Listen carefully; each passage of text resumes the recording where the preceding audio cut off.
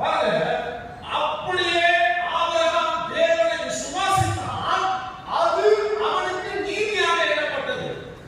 சரி சொல்வா? அப்படியே ஆபிரகாம் தேவனை விசுவாசித்தான். கேள்வி கேட்கிறேன், தேவன் யார்? ஆபிரகாம் யாரை விசுவாசித்தாரு? தேவனை விசுவாசிக்கிறார். சரி, தேவனை விசுவாசித்தனால என்ன நடந்தது? அதை அவனுக்கு நீதியாக எண்ணினார். சரி, இப்போ தேவனை விசுவாசித்தால் என்ன நடக்கும்?